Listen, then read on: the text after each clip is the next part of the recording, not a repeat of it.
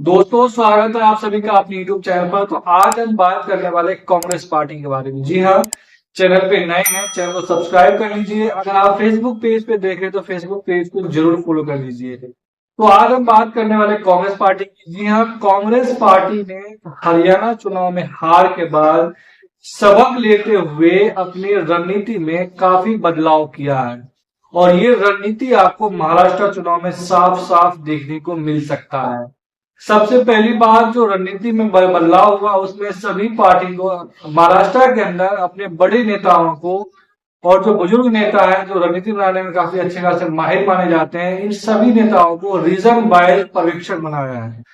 और पर्यवेक्षक को ये आदेश दिया गया है कि जब तक चुनाव संपन्न नहीं हो जाता है तब तक आप उसी इलाके में बने रहें। यानी कांग्रेस को लगता है कि महाराष्ट्र हरियाणा विधानसभा चुनाव में मिसमैनेजमेंट की वजह से हम चुनाव हारे हैं, तो इसके वजह से इनको सुधार करते हुए कांग्रेस पार्टी ने अपने बड़े नेताओं को मैनेजमेंट सही तरीके से करने के लिए रीजन वाइज लागू कर दिया है। दूसरा बदलाव ये है कि कांग्रेस पार्टी के बड़े नेता, खास करके महाराष्ट्र राज्य इकाई के बड़े बड़े नेता है, चाहे एलओपी विजय वटेदार है, मसूद मिस्त्री है, चाहे फिर उसके नाना पटोले हो, तब वर्षा गायकवाड़ हो, पृथ्वीराज चौहान हो, तब सभी नेताओं ने सुनील कोलुगोलू की सर्वे रिपोर्ट को नकार दिया। जी हाँ, ये बड़ी रिपोर्ट है, क्योंकि सुनील कोलुगोलू की रिपोर्ट की वजह से ही हरियाणा में जो टिकट का सिलेक्शन हुआ था कैंडिडेट का, और चुनाव हार का सामना करना पड़ा।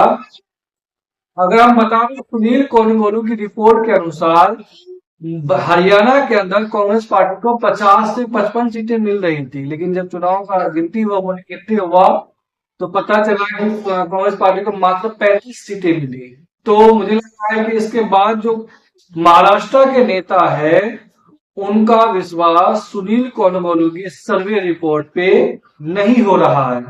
हालांकि सूत्रों के हवाले से यह भी खबर आ रहा है कि कांग्रेस ने 3 अलग अलग सर्वे एजेंसी से मल्टीपल लेवल का सर्वे करवाया है, और इस सर्वे के हिसाब से कांग्रेस पार्टी महाराष्ट्र के अंदर सिंगल लार्जेस्ट पार्टी बनते हुए दिखाई दे रहा है।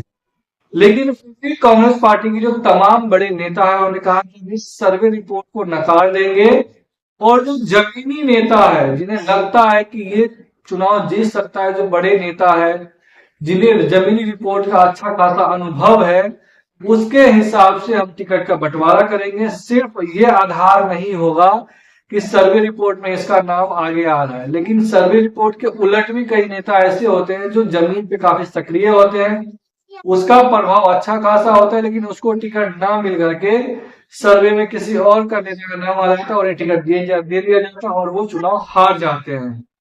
तो इस वजह से कांग्रेस पार्टी के जो स्क्रीनिंग कमेटी के चेयरमैन है मधुसूदन मिस्त्री, उन्हें इस बात का खास आदेश दिया गया है कि सर्वे रिपोर्ट के साथ साथ वहां के प्रभारी रमेश चंद्रा जो है उनको भी बताया गया है कि सर्वे रिपोर्ट के साथ साथ जमीनी कार्यकर्ताओं से भी फीडबैक लिया जाए। जो जमीनी नेता है उनसे फीडबैक लिया जाए कि कौन सा कैंडिडेट सही रहेगा।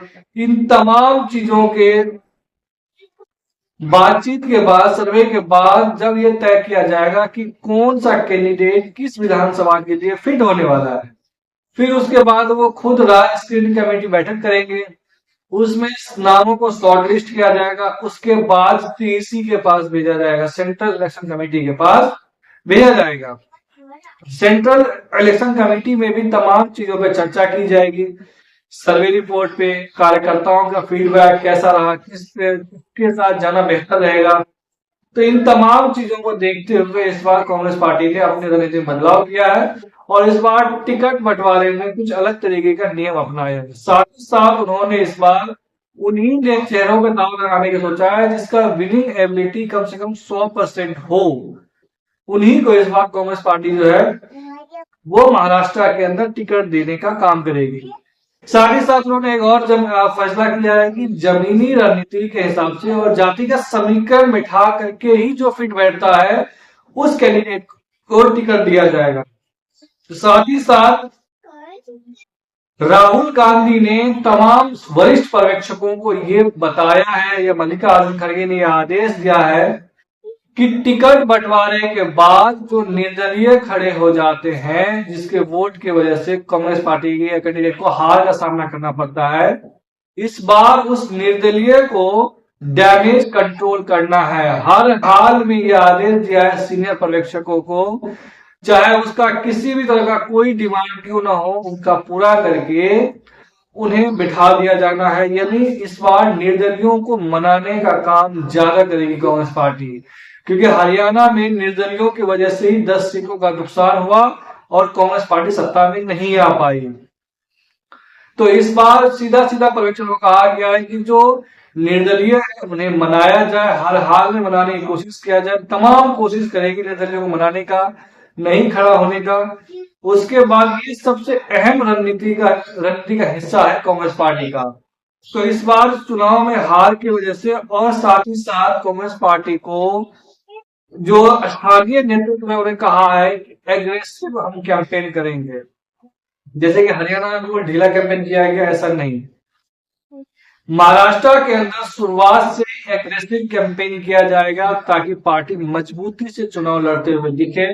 हर कैंडिडेट के लिए रैली किया जाएगा, रोड शो किया जाएगा क्षेत्रीय नेता स्टार प्रचारकों के द्वारा, जैसा कि तेलंगाना में किया गया था। तो कांग्रेस पार्टी के तमाम रणनीति है जो हमने आपको बताया है। अगर आपको वीडियो अच्छी लगी हो तो आप जरूर कमेंट करके बताइए। साथ ही साथ ये भी बताइए अगर महाराष्ट्र से देख रहे हैं तो महाराष्ट्र में किस पार्टी का हवा है, कौन गठबंधन सत्ता में आ रही है। धन्यवाद।